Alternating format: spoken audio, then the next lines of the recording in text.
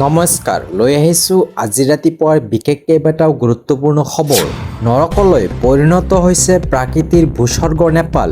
প্ৰতি মুহূৰ্ততে নেপালত বৃদ্ধি পাইছে মৃতকৰ সংখ্যা। জলপ্ৰলয়ৰ ধ্বংসস্তূপত আবদ্ধ প্ৰায় ৪,০০০ লোক। জলপ্ৰলয়ত চিৰদিনলৈ নিঃশেষ নেপালৰ বহু অঞ্চল। নেপালত আবদ্ধ ভাৰতীয়ৰ বাবে মুকলি কৰিছে হেল্পলাইন নম্বৰ 977985131680 আৰু 97797091075000 নম্বৰ। ধ্বংসস্তূপত এতিয়াও আবদ্ধ শতাধিক ভাৰতীয় নাগৰিক। নৰকলৈ পৰিণত প্ৰকৃতিৰ ভূস্বৰ্গ নেপাল। প্ৰতি মুহূৰ্ততে নেপালত বৃদ্ধি পাইছে মৃতকৰ সংখ্যা। এই মুহূৰ্তৰ আনটো ডাঙৰ খবৰ, নেপাললৈ ৰাওনা ভাৰতৰ বায়ুসেনাৰ বিমান। বিধ্বস্ত নেপালত ভাৰতে কৰিব উদ্ধাৰ। নেপাললৈ ৰাওনা ভাৰতৰ বায়ুসেনাৰ বিমান। কেইবাখনো বিশাল বিমান আৰু স্থলপথেৰে সামগ্ৰীৰ টোপোলা প্ৰেৰণ কৰা হৈছে নেপাললৈ।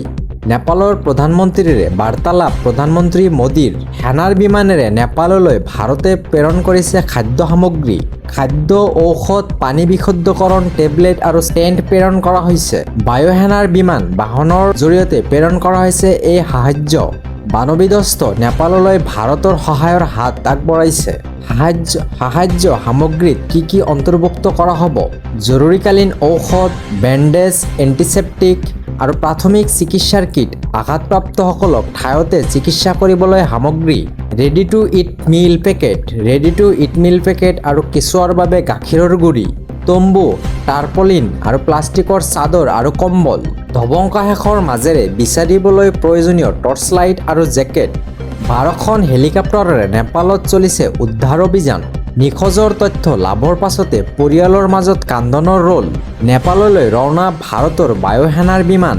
কেইবাখনো বিশাল বিমান আৰু স্থলপথেৰে সামগ্ৰীৰ টোপোলা প্ৰেৰণ কৰা হৈছে নেপাললৈ। এই মুহূৰ্তৰ আনটো বিশেষ খবৰ, লাইচেন্স নথকা ই-ৰিক্সা চালকসকল সাৱধান। ৰাজপথে আৰক্ষীয়ে চলাইছে বৃহৎ অভিযান আৰু 40খনকৈ অধিক ই-ৰিক্সা ইতিমধ্যে জব্দ কৰিছে আৰক্ষী। লাইচেন্স নথকা ই-ৰিক্সা চালকসকল সাৱধান হৈ যাওক এতিয়াই। ৰাজপথে আৰক্ষীৰ বৃহৎ অভিযান। যিকোনো মুহূৰ্তত জব্দ হ'ব পাৰে আপোনাৰ ই-ৰিক্সাখন। বিশ্বনাথত জব্দ পঞ্জীয়নবিহীন 40খন ই-ৰিক্সা। লাইচেন্স নথকা ই-ৰিক্সা ৰাজপথত চলালে চালক পৰিব বিপদত।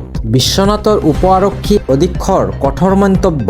এই মুহূৰ্তৰ আনটো বিশেষ খবৰ, দিল্লীত পুনৰ বৃদ্ধি পাইছে H1N1 ভাইৰাছৰ সংক্ৰমণ। 24 ঘণ্টাত 134 জনৰ দেহত ধৰা পৰিছে H1N1 ভাইৰাছ। লক্ষণ দেখা দিলে চিকিৎসকৰ কাষ চাপক। দিল্লীত বৃদ্ধি পাইছে দিনে দিনে H1 আৰু H1N1 সংক্ৰমণ।